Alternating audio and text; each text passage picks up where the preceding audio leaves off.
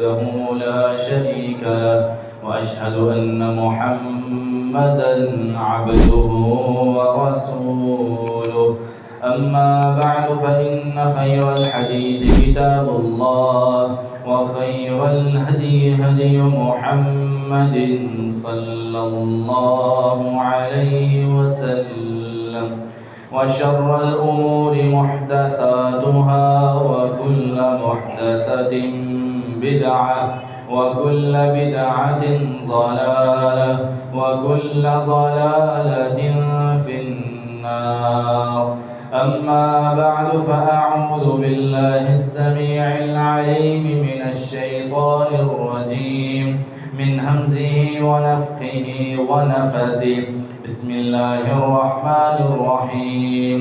يا أيها الناس اتقوا ربكم الذي خلقكم من نفس واحدة وخلق منها زوجها وبث منهما رجالا كثيرا ونساء واتقوا الله الذي تساءلون به والأرحام إن الله كان عليكم رقيبا.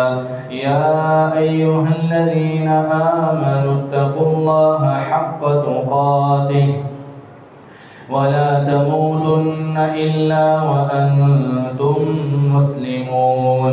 يا أيها الذين آمنوا اتقوا الله وقولوا قولا سديدا يصلح لكم أعمالكم ويغفر لكم ذنوبكم ومن يطع الله ورسوله فقد فاز فوزا عظيما. وقال جل وعلا في مقام آخر: لقد كان لكم في رسول الله أسوة حسنة لمن كان يرجو الله واليوم الآخر وذكر الله كثيرا. صدق الله العظيم. سامعین محترم، تمام قسم کی حمد و ثنا، کبریائی، بڑائی، یکتائی، تنہائی، بادشاہی، شہنشاہی اللہ رب العالمین کی ذات پاک کے لیے خاص ہے کہ جس اللہ رب العالمین نے ہم سب کو انسان بھی بنایا اور مسلمان بھی بنایا. یہودی، عیسائی، ہندو، سکھ، غیر مسلم یہ سارے انسان ہیں، لیکن اللہ تعالیٰ کا ہم سب پر کتنا بڑا احسان ہے کہ اللہ رب العالمین نے ہم سب کو انسان بھی بنایا، توحید والا مسلمان بھی بنایا اور نبی علیہ السلام کا غلام بھی بنایا. لا تعداد، بے حد و بے حساب، بے شمار درود و سلام امام الانبیاء، سید الانبیاء، خاتم الانبیاء جناب محمد الرسول اللہ صلی اللہ علیہ وسلم کی ذات گرامی پر. معزز سامعین کرام، معززات سامعات، گزشتہ خطبہ جمعۃ المبارک میں رسول اکرم صلی اللہ علیہ وسلم کا دن اور رات، آپ کے لیل و نہار کے حوالے سے چند باتیں ہوئیں. صبح فجر کی نماز سے لے کر نماز عصر تک روٹین کے مطابق آپ کے کیا کیا کام ہوا کرتے تھے، اس حوالے سے بات کی. اور یہ موضوع اس وجہ سے شروع کیا گیا تھا کہ ہم جو رسول اللہ صلی اللہ علیہ وسلم سے محبت کا دعویٰ کرتے ہیں، تو محبت کا دعویٰ کرنے کے ساتھ ساتھ ہمیں چاہیے کہ ہم اپنے لیل و نہار، دن رات رسول اللہ صلی اللہ علیہ وسلم کی زندگی اور لیل و نہار کے مطابق گزاریں. اور پچھلے جمعے فجر کی نماز سے لے کر عصر تک کے معاملات آپ کے سامنے رکھے تھے. اس میں کچھ چیزیں یہ تھیں کہ فجر کی نماز کے بعد اللہ کے رسول صلی اللہ علیہ وسلم اپنی جگہ پر بیٹھے رہتے، ذکر و اذکار کرتے رہتے، اور پھر اشراق کی نماز پڑھ کے آپ گھر جایا کرتے تھے. اور بسا اوقات آپ مسجد میں بیٹھ کے صحابہ کرام کے ساتھ گفتگو فرمایا کرتے تھے. پھر اس کے بعد رسول اللہ صلی اللہ علیہ وسلم کے گھر میں اگر کچھ نہ ہوتا تو آپ نفلی روزہ رکھ لیا کرتے تھے۔ پھر قیلولے کی بات ہوئی تھی، اس کے بعد ظہر کی نماز کے بعد رسول اللہ صلی اللہ علیہ وسلم وفود سے ملاقات کیا کرتے تھے، جو باہر ملکوں سے وفد آتے تھے ان سے آپ ملاقات کرتے۔ پھر اس کے بعد رسول اللہ صلی اللہ علیہ وسلم کی عصر کی نماز کا بیان کیا گیا تھا۔ عصر کی نماز کے بعد رسول اللہ صلی اللہ علیہ وسلم کے بہت سے روٹین کے کام ہوا کرتے تھے۔ آپ صلی اللہ علیہ وسلم ایک مرتبہ نماز پڑھا رہے ہیں، ظہر کی ہے یا عصر کی ہے، تو نماز کے دوران ایک نئے صحابی معاویہ بن حکم السلمی رضی اللہ عنہ، وہ بھی نماز میں شامل ہیں، ابھی نئے نئے مسلمان ہوئے ہیں، زیادہ اسلام کے آداب کے حوالے سے علم نہیں ہے۔ نماز کے دوران ان کو چھینک آتی ہے تو یہ الحمدللہ کہتے ہیں، ساتھ میں بیٹھنے والا ایک صحابی یرحمک اللہ کہہ دیتا ہے، اور پھر یہ جواب میں اس کو یہدیکم اللہ ویصلح بالکم کا جواب دے دیتے ہیں۔ نماز پڑھ رہے ہیں تو صحابہ کرام رضوان اللہ علیہ مجمعین صحابی کو چپ کروانے کے لیے اپنی رانوں پہ زور زور سے ہاتھ مارتے ہیں کہ بھئی چپ ہو جاؤ، نماز پڑھ رہے ہو۔ نماز کے دوران یہ جوابات نہیں دیا کرتے، نماز میں صرف نماز کے اذکار کرنے ہیں۔ تو صحابہ کرام رضوان اللہ علیہ مجمعین کا یہ رد عمل دیکھ کر، یہ نیا نیا صحابی تھا، اس کو معاملات کا علم نہیں تھا، نماز کے آداب کا پتہ نہیں تھا، اس نے نماز کے دوران ہی ان کو چپ کروانے کے لیے ایک جملہ کہا جس کا ترجمہ اور مفہوم یہ بنتا ہے کہ تسی اپنا کام کرو تانوں میں اندر کی کام ہے، تسی چپ کر کے اپنی نماز وال دھیان دیو۔ تو اس طرح کا اس نے گفتگو کی، بات کی۔ تو نماز کے بعد رسول اللہ صلی اللہ علیہ وسلم نے تمام صحابہ کرام سے پوچھا نماز کے دوران بات کرنے والا کون تھا؟ تو رسول اللہ صلی اللہ علیہ وسلم کے تمام صحابہ کرام خاموش ہیں، کسی کی شکایت نہیں لگاتے تھے، خاموشی کے ساتھ بیٹھے ہیں اور سہم کے بیٹھ گئے ہیں کہ پتہ نہیں اب کیا بننے والا ہے، شاید اس نے بہت بڑی غلطی کر دی۔ تو صحابہ کرام خاموش، آپ نے پھر پوچھا، پھر خاموش، آپ نے پھر دوبارہ پوچھا، تو یہ صحابی ڈرتے ڈرتے کہنے لگا انا یا رسول اللہ صلی اللہ علیہ وسلم، اللہ کے رسول میں تھا جو نماز کے دوران بول رہا تھا۔ آپ علیہ السلام نے فرمایا میرے پاس آ جا۔ آپ نے اس کو اپنے پاس بلایا، بیٹھ گئے۔ صحابی کہتے ہیں میں سوچ رہا تھا آپ مجھے ڈانٹیں گے، آپ مجھے برا بھلا کہیں گے، مجھے سرزنش کریں گے، لیکن رسول اللہ صلی اللہ علیہ وسلم کے اخلاق کا یہ عالم، اعلیٰ اخلاق کے مالک وہ ہستی، انہوں نے کیا کہا؟ صحابی کہتے ہیں نہ آپ نے مجھے ڈانٹا، نہ گالم گلوچ کی، نہ مارا، اتنی بڑی غلطی کے باوجود بھی آپ علیہ السلام نے مجھے کہا میرے پیارے صحابی نمازیں گفتگو کے لیے نہیں ہوا کرتی، نماز پڑھنی ہے اللہ کے ساتھ بات چیت کرنی ہے، اللہ کے ذکر و اذکار کرنے ہیں، اللہ کی طرف دھیان دینا ہے، توجہ اللہ کی طرف کرنی ہے، آپس کی گفتگو اچھی بات نہیں ہے۔ تو میرے نبی کا پیارا صحابی بے اختیار اپنی زبان سے کہتا ہے ما رأیت معلما قط احسن منہ تعلیما، میں نے دنیا جہان میں سارے ملکوں کے استادوں کو، کسی ایک استاد کو بھی میں نے اللہ کے رسول جیسا نہیں پایا۔ سارے استاد کے ایسے ہیں جب شاگردوں سے غلطی ہوتی ہے تو غصہ کر جایا کرتے ہیں، شاگردوں پر غصہ کرتے ہیں، کوئی استاد مار بھی دیتے ہیں، کوئی استاد ڈانٹ ڈپٹ کر دیتے ہیں، لیکن قربان جاؤں دو جہانوں کے سردار محمد الرسول اللہ صلی اللہ علیہ وسلم پہ اتنی بڑی غلطی کے باوجود بھی آپ علیہ السلام نے مجھ پر شفقت فرمائی، رحم فرمایا اور مجھے سمجھایا کہ صحابی آئندہ سے یہ حرکت نہ کرنا، یہ حرکت اچھی نہیں ہے، نمازوں میں خشوع اور خضوع کے ساتھ رہا کرو، نمازیں توجہ سے پڑھا کرو۔ کہتے ہیں اس کے بعد میں نے کبھی ایسا کام نہیں کیا، لیکن اللہ کے رسول کی یہ بات مجھے بہت اچھی لگی۔ رسول اللہ کا اخلاق تھا، رسول اللہ کے آداب تھے۔ آپ علیہ السلام اپنے ساتھیوں سے، اپنے شاگردوں سے بھی بڑی محبت اور بڑا پیار کیا کرتے تھے۔ اسی طرح عصر کی نماز کے بعد رسول اللہ صلی اللہ علیہ وسلم نے عبداللہ بن عباس رضی اللہ عنہما کو ساتھ لیا۔ آپ بازار گئے، بازار میں جا کے دیکھا ایک جگہ پہ میوزک کی آواز آ رہی ہے، ڈھول کی آواز آ رہی ہے۔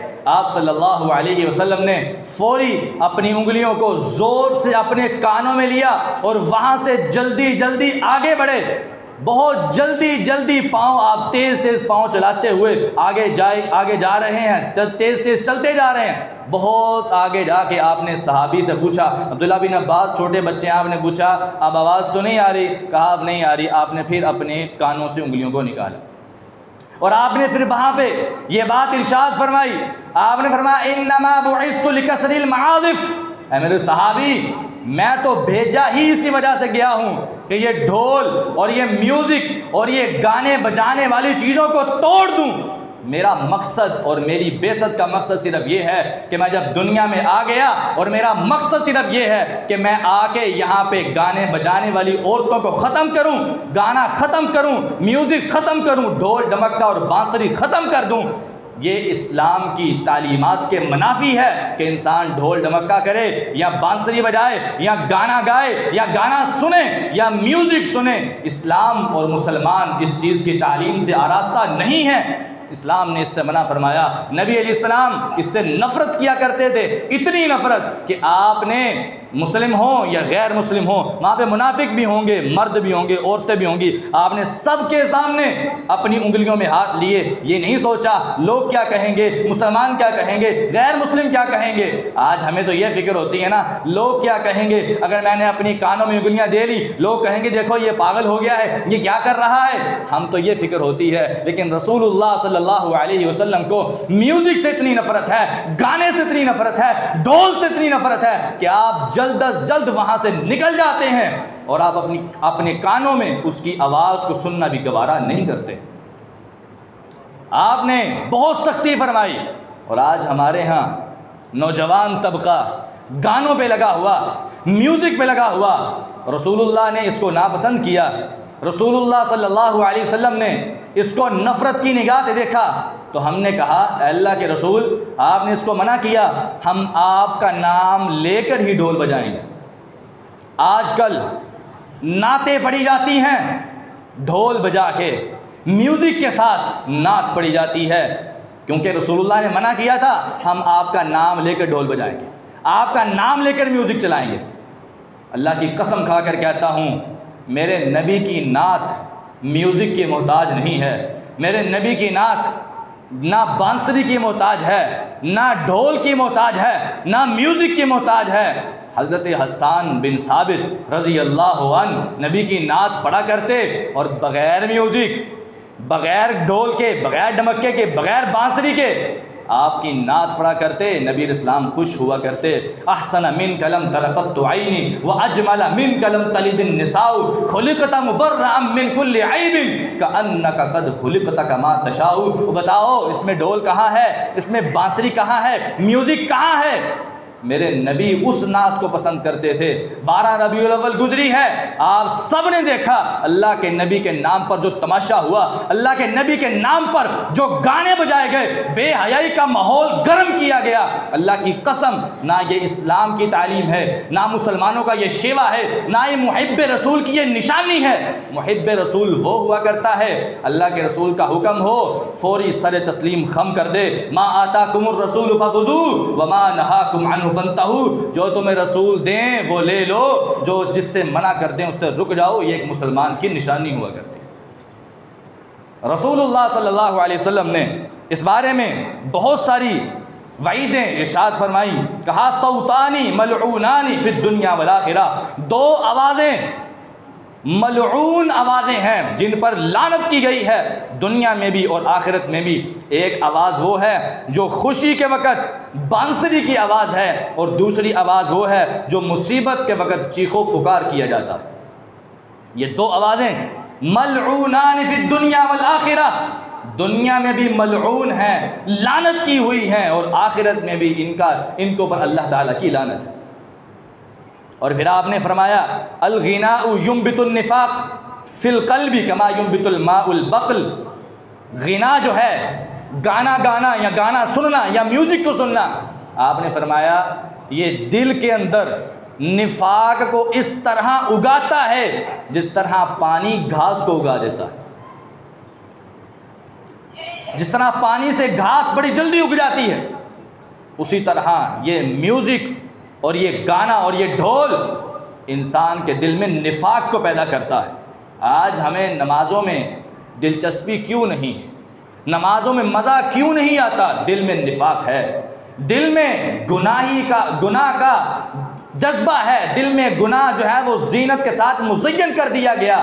ہمیں گناہ کی طرف تو زیادہ ہوتی ہے نیکی کے بارے میں دل تنگ ہوتا ہے، نیکی کے بارے میں ہمیشہ یہی سوچتے ہیں کہ اس کو جلدی جلدی ختم کریں، اس کو جلدی جلدی اپنے سر سے اتاریں، ایک فرض ہے، ایک مطلب ضروری ہے، واجب ہے، اس کو ختم کرنا ہے۔ کبھی خوشی سے، دلچسپی سے، اللہ کے ساتھ محبت سے ہم نے وہ کام نہیں کیے۔ کیوں؟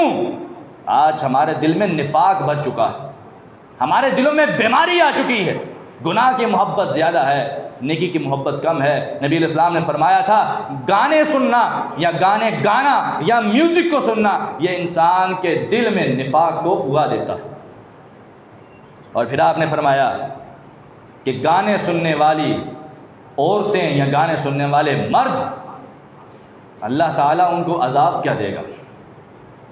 جو شخص قیامت کے قریب ایسے لوگ ہوں گے جو زنا، شراب اور موسیقی کو حلال کر لیں گے، نام چینج کر کے، بہانے لگا کے۔ آج مجھے ایمان سے بتائیں، نعت کے ساتھ جو میوزک ہوتا ہے یا نعت کے ساتھ جو ڈھول ہوتا ہے اس کو کوئی بھی حرام نہیں سمجھتا۔ سارے کہتے ہیں گانا تھوڑی ہے، یہ تو نعت ہے، تو نعت میں میوزک تو گنجائش موجود ہے۔ نام چینج کر کے حرام کو حلال کیا گیا۔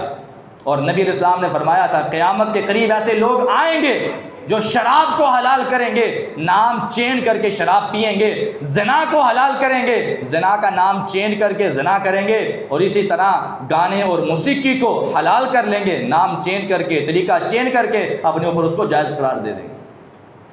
اور آپ نے یہاں تک فرمایا کہ جو بندہ دنیا میں گانا سنتا ہے، کان لگا کے گانا سننا، کان لگا کے گانا سننے سے مراد اس وقت تو یہ اتنا سمجھنا شاید مشکل ہو، آج کل تو آسان ہے، ہینڈ فری لگا کے سننا یا ایئر بڈز لگا کے سننا، خاموشی کے ساتھ، کسی اور کو پتہ نہ چلے، کسی اور کی آواز میرے کان میں نہ آئے، کوئی خلل نہ آئے، میں صرف گانے کی آواز سنتا رہوں، میں صرف میوزک کی آواز سنتا رہوں، دل میں نفاق ہے۔ میرے آقا نے فرمایا تھا جو لوگ کان لگا کے گانا سنتے ہیں، قیامت کا دن ہوگا، قیامت کا دن ہوگا، اللہ تعالیٰ کی طرف سے عذاب یہ ہوگا، ان کے کانوں میں سیسا پگھلا کے ڈالا جائے گا، اور یہ عذاب اور یہ آخرت کا جو عذاب ہے یہ ان کے لیے ہمیشہ رہے گا، کبھی بھی یہ ان پر ختم نہیں کیا جائے گا۔ اللہ تعالیٰ معاف فرمائے۔ آج ہمیں اس چیز سے ڈر نہیں لگتا، گانے سننے میں، گانے گانے میں اتنے مشغول ہو چکے، خاص طور پہ ہمارا یوتھ طبقہ، ہماری یوتھ اس کام میں بڑی ملوث ہے۔ اللہ تعالیٰ معاف فرمائے۔ میں دعوت فکر پیش کرتا ہوں اپنی نوجوان نسل کو، اپنے بھائیوں کو یہ بات کہنا چاہتا ہوں، اللہ کا عذاب بڑا سخت ہے، ہم اس کو ایزی نہ لیں، ورنہ قیامت کا دن ہوگا، وہ حال ہوگا ہمارا جو ہم سوچ بھی نہیں سکتے۔ اللہ کا کوئی بھی عذاب ہلکا نہیں ہے، کوئی بھی عذاب ہلکا نہیں ہے۔ آج کے یہ کانوں کا چسکا اگر ہم کر بھی لیتے ہیں تو دنیا تو عارضی ہے، آج کانوں کا چسکا مل جائے گا، کل مل جائے گا، سال 2 سال، زیادہ سے زیادہ 60 اور 70 سال لے لو گے، بعد میں کیا کرو گے؟ جو ہمیشہ کی زندگی ہے اس میں کیا کرو گے؟ بہت بڑا گناہ ہے گانے کو سننا، گانا گانے کے ساتھ محبت، پیار، عقیدت، یہ بہت بڑا گناہ ہے۔ اللہ ہمیں اس سے بچنے کی توفیق عطا فرمائے۔ آپ صلی اللہ علیہ وسلم فوری وہاں سے نکلتے ہیں اور اپنے آپ کو گانے کی آواز سننے سے بچاتے ہیں۔ اس کے بعد آپ صلی اللہ علیہ وسلم ایک مرتبہ بازار میں جاتے ہیں تو آپ نے ایک جگہ پہ دیکھا کھجوروں کا ڈھیر لگا ہوا ہے، اور اس ڈھیر کے اوپر خشک کھجوریں ہیں، اور آپ صلی اللہ علیہ وسلم نے اس ڈھیر میں ہاتھ ڈالا تو اندر گیلی کھجوریں ہیں، تر کھجوریں۔ آپ صلی اللہ علیہ وسلم نے پوچھا یہ کیا ہے؟ تو اس نے بہانہ لگایا فاصابتہ السماء، اس نے کہا آسمان سے بارش آئی تھی تو کھجوریں گیلی ہو گئیں۔ آپ نے فرمایا بڑی سیانی بارش ہے، بڑی سمجھدار ہے، آسمان سے آتی ہے، بارش اندر تو جاتی ہے، اوپر نہیں آتی، اوپر کے ساری کھجوریں خشک ہیں، اندر کی ساری جو ہیں وہ تر ہیں، گیلی ہیں، یہ کیا ہے؟ پھر آپ نے فرمایا من غش فلیس منا، جس انسان نے خریداری میں یا کسی بھی معاملے میں کسی مسلمان سے یا غیر مسلم سے دھوکہ کیا وہ ہم میں سے نہیں ہے۔ کاروباری معاملات میں دھوکہ کرنے والا رسول اللہ صلی اللہ علیہ وسلم سے تعلق نہیں رکھتا۔ آج دیکھ لیں کوئی پھل لینے چلے جائیں تو سامنے اچھے پھل لگائے ہوتے ہیں، اور جہاں سے ڈال کے دینے ہیں وہاں پہ پھلوں کا کوئی حال ہی نہیں۔ یہ کیا ہے؟ دھوکہ نہیں تو اور کیا ہے؟ دھوکہ نہیں تو اور کیا ہے؟ اور سیب کے اندر جہاں پہ کوئی مسئلہ ہوتا ہے وہاں پہ سٹیکر لگا دیا جاتا ہے۔ یہ ہمارے تاجر، آج اگر ہم تاجر ہیں تو یہ حدیث ہمارے لیے ہے، من غش فلیس منا، جس نے کسی انسان کے ساتھ دھوکہ کیا، کسی مسلمان سے دھوکہ کیا، اس کا محمد رسول اللہ سے تعلق نہیں ہے صلی اللہ علیہ وسلم۔ نبی علیہ السلام کی حدیث ہے البیعان بالخیار، آپ نے فرمایا خرید و فروخت کرنے والے دونوں کو اختیار، اگر سودا طے ہو جائے تو لے لیں، نہ طے ہو تو چھوڑ دیں، کوئی ایسا مسئلہ نہیں ہے۔ جب تک وہ آپس میں ایک دوسرے کے ساتھ اکٹھے ہیں ان کو اختیار ہے، دینے والے کو بھی لینے والے کو بھی۔ فَإِن صَدَقَا، اگر وہ دونوں سچ بولیں، وَبَيَّنَا، اور ہر چیز کی غلطی کو واضح کریں، بیچنے والا جو بیچ رہا ہے اس کے عیب کو واضح کرے، اس میں یہ عیب ہے، اس میں یہ خرابی ہے اور یہ خوبی ہے، ہر چیز واضح کرے اور بیچنے اور لینے والے کے ساتھ سچ بولے۔ آپ نے فرمایا بورک لہما فی بیعہما، ان کی بیع میں اللہ تعالیٰ برکت ڈال دیتا ہے۔ چاہے تھوڑا منافع ہو، تھوڑے منافع میں بھی اللہ برکت ڈال دے گا، وہ تھوڑا منافع ہی تمہیں کفایت کر جائے گا۔ وَإِن كَذَبَا، اور اگر وہ جھوٹ بولیں، وَكَتَمَا، اور عیب کو چھپائیں، میرے نبی علیہ السلام نے فرمایا تھا اللہ ان کے زیادہ مال میں، زیادہ منافع میں بھی سے برکت کھینچ لیتا ہے۔ اگر زیادہ منافع بھی آ جائے، رات کو سوچتا ہے آج بڑی دیہڑی لگی ہے، لیکن جو ہی گھر جاتا ہے پتہ لگتا ہے 4 بچے بیمار ہیں اور 5ویں کو بخار ہونے کے قریب ہے، وہ سب کو ڈاکٹر کے پاس لے کے جاتا ہے، جتنا منافع آیا تھا سارا ادھر دے کے واپس آ جاتا، برکت ختم ہو جاتی، سارے لگ جاتے، چلے جاتے ہیں۔ لیکن اگر تھوڑا منافع بھی ہو، سچائی کے ساتھ، عیب کو واضح کرنے کے ساتھ، تو میرے نبی نے فرمایا تھا اللہ تھوڑے منافع میں برکت ڈال دے گا، تمہارے سارے گھر کے اخراجات اللہ خود ہی پورے فرما دے گا۔ تجارت میں سچائی اور عیب کو واضح کرنا بہت بڑی چیز ہے، اور آپ نے فرمایا تھا من غش فلیس منا، جو سارے معاملات کو، ساری احادیث کو، قرآن پاک کو سننے کے باوجود بھی دھوکہ دینے سے نہیں ہٹتا، دھوکہ دینے سے باز نہیں آتا، اس کا ہمارے ساتھ کسی قسم کا کوئی تعلق نہیں۔ پھر آپ صلی اللہ علیہ وسلم عصر کے بعد اپنی تمام ازواج مطہرات کے پاس چکر لگایا کرتے تھے۔ آپ صلی اللہ علیہ وسلم کی ساری ازواج مطہرات کو آپ نے علیحدہ علیحدہ گھر لے کر دیے تھے، آپ ان کے پاس جاتے، گھر کے معاملات کو دیکھتے، اگر کوئی کام کاج کرنا ہوتا تو آپ اس میں گھر والوں کا ہاتھ بٹاتے، اور اگر کوئی گھر میں کوئی چیز کی ضرورت ہے تو آپ سودا سلب بھی لا کے دیا کرتے۔ عصر کے بعد ساری بیویوں کے پاس چکر لگایا کرتے تھے، کیونکہ آپ صلی اللہ علیہ وسلم اپنے گھر والوں کے ساتھ سب سے اچھا سلوک کرنے والے تھے۔ آج اللہ کی قسم ہمارے ہاں اس کی بہت بڑی کمی، بہت زیادہ کمی ہے۔ میرے آقا علیہ السلام نے فرمایا تھا خیرکم خیرکم لأہلہ، لوگو یہ نہ سوچنا کہ میرے پاس بہت پیسہ ہے، میرے پاس چودراہٹ ہے، میرے پاس امارت ہے، میں علاقے کا چودھری ہوں، علاقے کا MNA ہوں، MPA ہوں، میں بہت بڑا آدمی ہوں، سب سے بہتر ہوں۔ آپ نے فرمایا نہیں، خیرکم خیرکم لأہلہ، تم میں سب سے بہتر وہ ہے، سب سے زیادہ باعزت وہ ہے، سب سے زیادہ اچھا انسان وہ ہے جو اپنے گھر والوں کے ساتھ اچھا سلوک کرتا ہے، اپنے گھر والوں کے ساتھ، بیوی بچوں کے ساتھ اچھا سلوک کرتا ہے۔ اور جس کا گھر والوں کے ساتھ اچھا سلوک نہیں ہے وہ اچھا انسان نہیں ہے۔ میرے آقا علیہ السلام تمام بیویوں کے پاس جایا کرتے، ان کے کام کاج کیا کرتے۔ سیدہ عائشہ صدیقہ رضی اللہ عنہا سے کسی صحابی نے پوچھا اللہ کے نبی اسلام جب گھر آتے تو گھر آ کے کیا کیا کرتے تھے؟ کہا اللہ کے نبی اسلام جب گھر آتے نا تو آپ کی اگر کوئی بیوی سبزی بنا رہی ہوتی تو آپ اس کے ساتھ بیٹھ کے سبزی بنانا شروع کر دیتے، اور اگر آپ کا جوتا ٹوٹ گیا ہے تو آپ اپنے جوتے کو خود ہی ٹھیک کرتے تھے۔ آپ صلی اللہ علیہ وسلم گھر کے کام کاج میں اپنی بیویوں کا ساتھ دیا کرتے تھے۔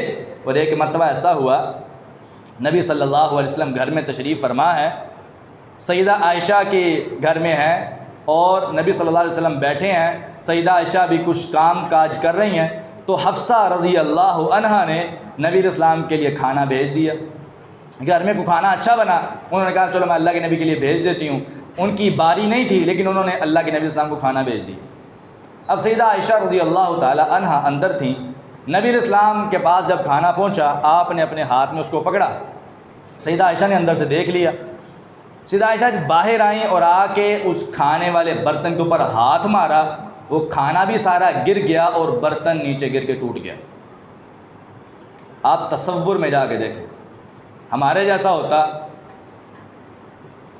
ایک گالی دو گالی نہیں، بے شمار گالیاں اپنی زبان پہ لاتا،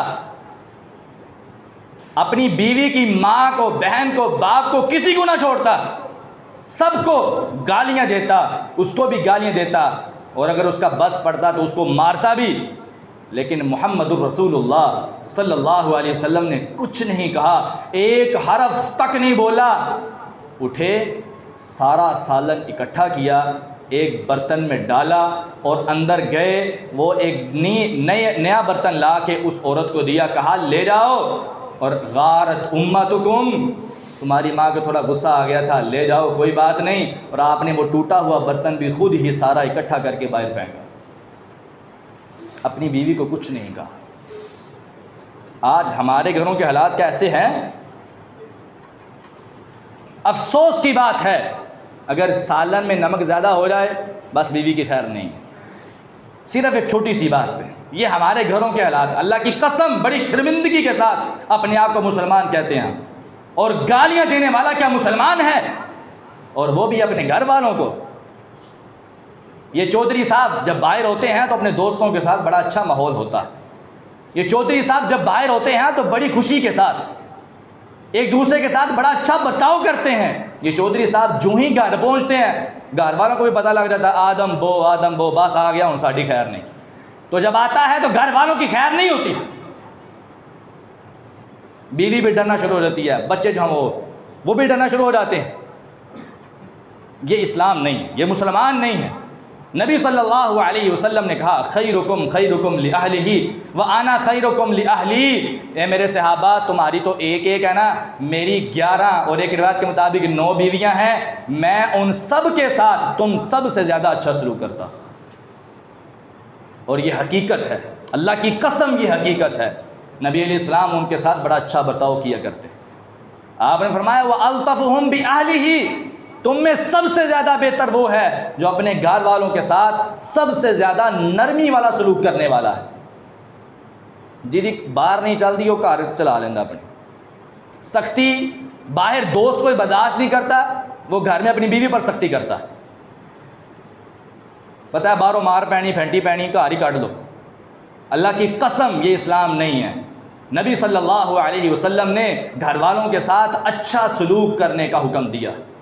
ایک مرتبہ نبی صلی اللہ علیہ وسلم کو آپ کو پتہ ہے کہ آپ باریاں لگایا کرتے تھے، لیکن ایک مرتبہ ایسا ہوا آپ جب سفر پہ جاتے تو آپ قرآن اندازی کرتے، اپنی تمام بیویوں کے نام کی قرآن اندازی ہوتی، جس کا قرآن نکل آتا وہ آپ کے ساتھ سفر پر جایا کرتی تھی۔ ایک مرتبہ ایسا ہوا قرآن اندازی کی گئی، سیدہ عائشہ رضی اللہ عنہا کا قرآن نکل آیا، نبی علیہ السلام ان کو سفر پہ لے کے چلے گئے۔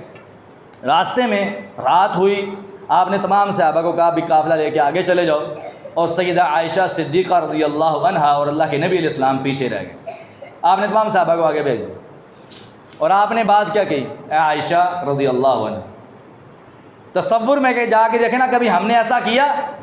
آپ نے کہا عائشہ دوڑ لانی ہے، ریس لانی ہو میرے نال، آج تک تسی کدی لائی نہیں۔ ہمارے یہاں ایسا ماحول نہیں، ہم اس کو بڑا عجیب سمجھتے ہیں اور کہتے ہیں کہ لوگ کہیں گے رن مرید ہو گئے، لوگ کہیں۔ نبی صلی اللہ علیہ وسلم نے کہا دوڑ لانی ہے، سیدہ عائشہ نے فرمایا اللہ کے نبی علیہ السلام اس میں کون سی بات ہے، لگاتے ہیں۔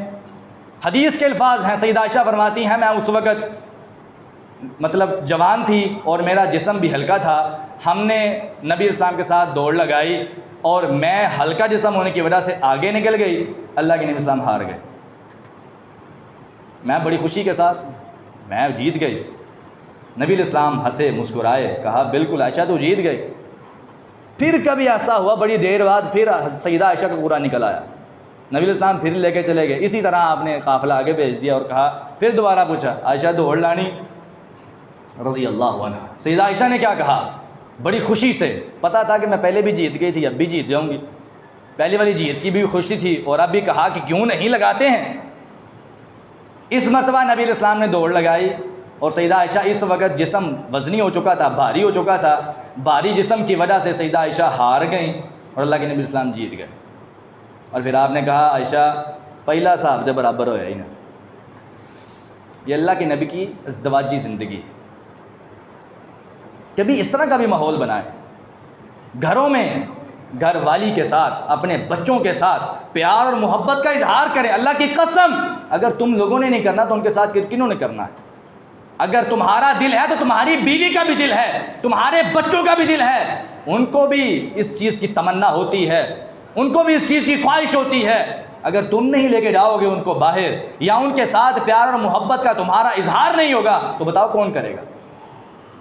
اس لیے خیرکم خیرکم لأہلہ وانا خیرکم لأہلی، آپ اسلام نے فرمایا سب سے بہترین وہ ہے جو گھر والوں کے ساتھ بہترین ہے، احسنہم خلقا، اور جس کا اخلاق سب سے زیادہ اچھا ہے اور گھر والوں کے ساتھ اچھا سلوک کرنے والا ہے۔ آپ صلی اللہ علیہ وسلم یہ سارے کام کاج کرنے کے بعد مغرب کی نماز کا وقت ہوتا ہے، اذان ہوتی ہے، آپ علیہ السلام نے فرمایا صلو قبل المغرب، صلو قبل المغرب، اے میرے صحابہ مغرب کی جماعت سے پہلے اذان کے بعد 2 رکعت پڑھا کرو۔ آپ نے 3 مرتبہ حکم دیا، پھر آپ نے چوتھی مرتبہ کہا کہ جو شخص چاہتا ہے پڑھ لے، یعنی ضروری اور فرض نہیں ہے، لیکن زیادہ آپ نے حکم یہی دیا ہے کہ اذان مغرب کی اذان کے بعد 2 رکعت کو پڑھا جائے، یعنی اتنی مہلت ہونی چاہیے اذان کے بعد کہ 2 رکعت انسان آسانی سے پڑھ سکے۔ اذان کے فوری بعد جماعت کو شروع کرنا یہ حدیث کے خلاف۔ اس کے بعد رسول اللہ صلی اللہ علیہ وسلم مغرب کی جماعت کرواتے، مغرب کی نماز کے بعد جس بیوی کی باری ہوتی آپ اس کے گھر میں چلے جاتے، عصر کے بعد تو آپ تمام بیوی کو گھر میں جاتے تھے، اور مغرب کے بعد جس بیوی کی باری ہوتی تھی آپ اس کے گھر میں چلے جاتے، پھر آپ جا کے بیٹھتے، اپنی بیوی کے ساتھ باتیں کرتے، بات چیت کرتے، حال احوال پوچھتے، لیکن کان یکرہ الحدیث بعدها والنوم قبلها، عشاء کی نماز سے پہلے آپ سونا ناپسند کرتے تھے اور عشاء کی نماز کے بعد باتیں کرنا ناپسند کرتے تھے۔ عشاء کی نماز سے پہلے سوتے نہیں تھے، کیونکہ اگر سو گئے تو ہو سکتا ہے عشاء رہ جائے، اور عشاء کی نماز کے بعد باتیں نہیں کرتے تھے، کیونکہ اگر باتیں بندہ کرنا شروع کر دے تو فجر رہ سکتی ہے، اس وجہ سے۔ لیکن شریعت نے اس چیز کی اجازت دی ہے، عشاء کی نماز کے بعد اگر دینی باتیں ہو رہی ہیں، قرآن و حدیث کے مسائل کی باتیں ہو رہی ہیں تو اس کی اجازت ہے، نبی علیہ السلام خود بھی اس کا اہتمام کیا کرتے تھے، لیکن فضول بیٹھے رہنا اور دنیا داری کی باتیں کرنا یہ شریعت کے خلاف ہے اور یہ نبی اسلام کا طریقہ نہیں۔ نبی صلی اللہ علیہ وسلم اس کے بعد سونے کی تیاری کرتے، آپ صلی اللہ علیہ وسلم سونے کے اذکار کیا کرتے تھے، وہ سارے اذکار احادیث سے ملتے ہیں، وقت زیادہ ہو گیا ہے وہ پھر کبھی بیان کریں گے۔ سورۃ الملک کی آپ تلاوت کیا کرتے تھے، سورۃ الملک کی، اس کے بارے میں آپ نے حدیث بھی ارشاد فرمائی کہ سورۃ الملک کی تلاوت جو انسان سونے سے پہلے روزانہ کرتا ہے اللہ تعالیٰ اس کو قبر کے عذاب سے محفوظ فرما لے گا۔ تو آج ہمیں بھی اس چیز کی ضرورت ہے، سونے سے پہلے سورۃ الملک کی تلاوت لازمی کیا کریں، لازمی کیا کریں۔ صرف 1 ورقے کی ضرورت ہے، کوئی زیادہ ٹائم بھی نہیں لگتا، 2 سے 3 منٹ لگتے ہیں، تو آپ زیادہ اہتمام کر کے اس سورت کی تلاوت کریں گے انشاءاللہ قبر میں یہ فائدہ دے گی۔ آپ صلی اللہ علیہ وسلم تہجد کے لیے آپ اٹھتے، اور صحیح بخاری مسلم کی روایت ہے کہ نبی صلی اللہ علیہ وسلم ما کان رسول اللہ یزید فی رمضان ولا فی غیرہ علی 11 رکعۃ، آپ علیہ السلام تہجد کی نماز، تراویح کی نماز، آپ صلی اللہ علیہ وسلم کی رات کی نماز، قیام اللیل، سب نمازیں ایک ہی نماز کے سارے نام ہیں، آپ 11 رکعات سے زیادہ نہیں پڑھا کرتے، 11 رکعات ہی آپ کی نماز تھی اور 11 رکعات ہی آپ پڑھا کرتے تھے۔ اگر 8 نفل ہیں تو 3 وتر ہیں، اور اگر 10 نفل ہیں تو 1 وتر ہے۔ آپ صلی اللہ علیہ وسلم کا یہ طریقہ رمضان میں اور غیر رمضان میں یہی ہوا کرتا تھا۔ سیدہ عائشہ صدیقہ رضی اللہ تعالی عنہ کی روایت ہے اور صحیح بخاری مسلم میں موجود ہے۔ اس کے بعد رسول اللہ صلی اللہ علیہ وسلم تہجد کی نماز پڑھنے کے بعد تھوڑا وقفہ ہوتا، آپ لیٹ جا کرتے اور سو جاتے، سونے کے بعد رسول اللہ صلی اللہ علیہ وسلم فجر کی اذان جب ہوتی تو آپ اٹھتے اور آپ صلی اللہ علیہ وسلم فجر کی سنتوں کو ادا کیا کرتے تھے۔ دعا ہے کہ اللہ تعالیٰ سب سے پہلے مجھے پھر آپ کو عمل کی توفیق عطا فرمائے۔ وآخر دعوانا ان الحمدللہ رب العالمین۔ إن الحمد لله نحمده ونستعينه ونستغفره ونعوذ بالله من شرور أنفسنا ومن سيئات أعمالنا من يهده الله فلا مضل له ومن يضلله فلا هادي له وأشهد أن لا إله إلا الله وحده لا شريك له وأشهد أن محمدا عبده ورسوله أما بعد فإن خير الحديث كتاب الله وخير الهدي هدي محمد صلى الله عليه وسلم وشر الأمور محدثاتها وكل محدثة بدعة وكل بدعة ضلالة وكل ضلالة في النار۔ تمام احباب سے مؤدبانہ گزارش ہے کہ ہم مسجد کے ساتھ خاص طور پر تعاون کیا کریں۔ اللہ تعالیٰ آپ کا تعاون اپنی بارگاہ میں قبول و منظور فرمائے۔ آج کے خطبہ جمعۃ المبارک میں رسول اللہ صلی اللہ علیہ وسلم کی لیل و نہار میں سے عصر کی نماز سے لے کر صبح فجر کی نماز تک کے حالات آپ کے سامنے بیان کیے کہ رسول اللہ صلی اللہ علیہ وسلم کس چیز کا اہتمام کیا کرتے تھے اور آج ہمارے اندر کیا کیا خرابیاں ہیں۔ ہمیں بھی چاہیے کہ ہم ان خرابیوں کو دور کریں اور مکمل سیرت نبوی صلی اللہ علیہ وسلم کو اپنانے کی کوشش کریں۔ اللہ تعالی ہمیں اس کی توفیق عطا فرمائے۔ ہماری مسجد کے امام محترم قاری صاحب جو ہیں ان کی والدہ محترمہ بیمار ہیں، ان کے لیے خصوصی دعا کریں، اللہ تعالیٰ ان کو جلد از جلد صحت کاملہ عطا فرمائے۔ اور میں اپنے بزرگ حضرات سے گزارش کروں گا، آپ ہمارے لیے بہت باادب ہیں، آپ ہمارے بڑے ہیں، اللہ تعالیٰ آپ سب کا مسجد میں آنا اپنی بارگاہ میں قبول و منظور فرمائے۔ بس تھوڑی سی کوشش یہ کیا کریں کہ کرسیاں جو نا وہ ایک سائڈ پہ دیوار کے ساتھ لگا لیا کریں تاکہ جو اس سے پیچھے بھائی ہوتے ہیں نا ان کو پریشانی نہ ہو، صرف اتنی، تاکہ کوئی مسلمان ہم سے تکلیف میں نہ ہو، پریشان نہ ہو۔ ان بھائیوں کو دیکھنے میں مسئلہ ہوتا ہے اور بس اوقات بڑی پریشانی ہوتی ہے انسان کو، تو وہ یہ بس بھائیوں کو پریشانی نہ ہو، اس بارے میں بس تھوڑی سی بات ہے۔ اللہ تعالیٰ تمام بزرگوں کی زندگی میں اللہ تعالیٰ برکت عطا فرمائے، ان کی وجہ سے مسجدوں میں رونق ہوتی ہے الحمدللہ۔ ماشاءاللہ صبح صبح جب فجر کی نماز کا وقت ہوتا ہے تو اکثر دیکھا ہے کہ مساجد کی رونق صرف بزرگ حضرات ہوتے ہیں، تو یہ بڑی اچھی بات ہے کہ جس مسجد میں بزرگ حضرات موجود ہوں، ان بزرگوں کا مسجد میں ہونا مسجد کی رونق اور مسجد کی برکت ہے۔ ویسے بھی نبی الاسلام نے فرمایا تھا البرکۃ مع الاکابر، اکابر کے ساتھ یہ برکت ہوتی ہے۔ انسان کے بڑوں کا انسان پر اگر سایہ ہے تو اس کے اوپر برکتوں کا اللہ تعالیٰ جو ہے وہ نشان پر فرما دیتے ہیں۔ تو اس لیے ہمیں بس تھوڑا سا نا جو غلطی ہو اس کی اصلاح کرنی چاہیے۔ اللہ ہمیں اس کی توفیق عطا فرمائے۔ دعا کریں جتنے مسلمان بیمار اللہ تعالیٰ صحت کاملہ عاجلہ عطا فرمائے، جتنے موحد مسلمان دنیا سے چلے گئے اللہ تعالیٰ جنت الفردوس کا داخلہ عطا فرمائے۔ ربنا ظلمنا انفسنا وان لم تغفر لنا وترحمنا لنكونن من الخاسرين ربنا آتنا في الدنيا حسنة وفي الآخرة حسنة وقنا عذاب النار اللهم اشف مرضانا ومرضى المسلمين والمسلمات اللهم اشف مرضانا ومرضى المسلمين والمسلمات اللهم اشف كل مريض ومريضة اذهب البأس رب الناس واشف أنت الشافي لا شفاء إلا شفاؤك شفاء لا يغادر سقما اللهم اغفر لنا ولجميع المسلمين والمسلمات وللمؤمنين والمؤمنات للأحياء منهم والأموات اللهم طهر قلوبنا من النفاق وأعمالنا من الرياء وألسنتنا من الكذب وأعيننا من الخيانة فإنك تعلم خائنة الأعين وما تخفي الصدور سبحان ربك رب العزة عما يصفون وسلام على المرسلين والحمد لله رب العالمين۔